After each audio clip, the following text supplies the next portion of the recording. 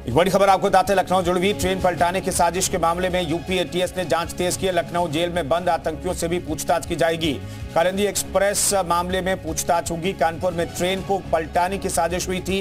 एक शाहरुख नाम के आरोपी को गिरफ्तार भी किया गया है, जिसने उसी दिन हादसे से कुछ देर पहले वहां पर सेल्फी ली थी। लेकिन इन सब के बीच एटीएस जो है बहुत एक्टिव मोड में है और फिलहाल कहा यह जा रहा है कि लखनऊ जेल में या उत्तर प्रदेश के जेलों में बंद आतंकियों से भी एटीएस पूछताछ कर सकती है।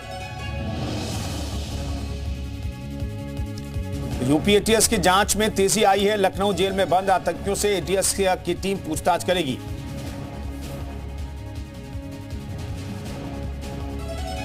तो कानपुर में पटरी पर साजिश के मामले में सिलेंडर मामले पर सूत्रों के हवाले से खबर है। घटना में विदेशी हाथ होने के संकेत मिले हैं। सूत्र बता रहे हैं प्राथमिक जांच में विदेशी हाथ के संकेत अब मिल रहे हैं। हादसे के बाद, इस घटना के बाद हालांकि पुलिस के अधिकारी किसी भी आतंकी साजिश से इनकार कर रहे थे, लेकिन धीरे धीरे कड़ियां जुड़ती हुई सामने आ रही है और खबर यह है कि विदेशी हाथ भी इस हादसे के पीछे हो सकता है।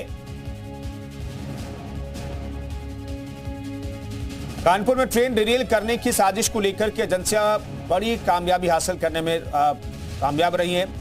एजेंसियों को एक व्हाट्सएप स्टेटस में लगी सेल्फी से शक हुआ और क्राइम ब्रांच ने शाहरुख नाम के लड़के को मुंडेरी गांव से अरेस्ट कर लिया है। आरोपी शक के घेरे में इसलिए है क्योंकि उसने काफी समय पहले अपना घर बार छोड़ दिया था। फिर वो हादसे से पहले ट्रैक पर क्यों पहुंचा, क्या मकसद था, ये पता लगाने की कोशिश जारी है। कालिंदी एक्सप्रेस को डिरेल करने की साजिश में पुलिस को बड़ी कामयाबी हाथ लगी है। पुलिस ने इस मामले में हिस्ट्री शीटर शाहरुख को अरेस्ट कर लिया है। शाहरुख घटना वाले दिन मौके से कुछ दूरी पर मौजूद था, जिसके कुछ देर बाद ही ट्रेन डिरेल की साजिश का खुलासा हुआ। शाहरुख एजेंसियों के रडार पर क्यों था और क्यों वो इस साजिश में सबसे अहम किरदार है, ये समझाने के लिए जी न्यूज की टीम उस जगह पहुंची जहां से शाहरुख ने सेल्फी ली। सामने ऊपर की तरफ का जो आप जो पिलर देख सकते हैं, वहाँ से बाकायदा सेल्फी ली और सेल्फी लेने के बाद उसने अपने व्हाट्सएप पर इसको अपलोड भी किया था। अब उसने ये फ़ोटो जो है कहाँ अपलोड की थी, किसको किसको ये फ़ोटो भेजी, इसका उद्देश्य क्या था, और इसी वजह से जांच एजेंसियां अब इस पूरे मामले को लेकर तमाम जो जानकारियां हैं वो इकट्ठा कर रही हैं।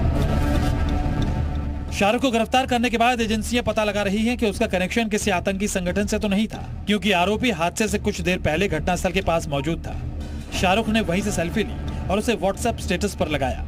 ये वही निर्माणाधीन धान मिल है जहां से शाहरुख ने घटना के वक्त सेल्फी ली थी और जांच एजेंसियां अब इसी आधार पर उससे पूछताछ कर रही हैं। ये आप सामने का ट्रैक देख सकते हैं और इसी ट्रैक के ठीक सामने बाकायदा जो निर्माणाधीन जो धान मिल है उसकी छत से बाकायदा सेल्फी ली गई थी। शाहरुख अपने गांव नहीं आता था, ऐसे में क्या वजह थी कि वो इस दिन गांव पहुंचा था और उसने जो सामने ऊपर की तरफ का जो आप जो पिलर देख सकते हैं वहां से बाकायदा सेल्फी ली। ऐसे में एजेंसीज के सामने पूरी साजिश के खुलासे के लिए शाहरुख एक अहम किरदार है। हादसे से कुछ देर पहले घटनास्थल से कुछ दूरी पर उसकी मौजूदगी कई सवाल खड़े करती है। आरोपी शाहरुख 22 साल का है, पढ़ा लिखा भी नहीं है, भागकर शादी की थी। घर वालों ने बताया कि हादसे वाले दिन वो गांव में मौजूद था। इसके साथ ही एजेंसीज की नजर आसपास के जिलों के भी कुछ संदिग्धों पर बनी हुई है। घटनास्थल से 200 मीटर की दूरी पर मौजूद टोल प्लाजा पर 2 संदिग्ध सीसीटीवी फुटेज में दिखाई पड़े हैं। जांच एजेंसियों ने जब इस टोल प्लाजा के फुटेज को खंगाला तब 2 बाइक सवार उनको दिखाई पड़े। उसके आधार पर अब जांच एजेंसियां इन दोनों को ढूंढने में जुट गई हैं और ऐसे में एक बड़ा टिप ऑफ जो है वो इस पूरे मामले में जांच एजेंसियों के हाथ लगा है। फिलहाल शाहरुख एनआईए के पास है, जिससे लखनऊ में पूछताछ जारी है। जल्दी कुछ और बड़े खुलासे हो सकते हैं। विशाल रघुवंशी, कानपुर, जी मीडिया। तो पूरे मामले की जांच पड़ताल लगातार जारी और अब एटीएस जो है जेलों में बंद आतंकियों से भी पूछताछ कर सकती है। विशाल हमारे साथ है, इस खबर पर बातचीत करने के लिए लखनऊ जुड़ रहे हैं। विशाल, क्या जानकारी और जेलों में बंद आतंकियों से क्या जानने की कोशिश करेगी एटीएस?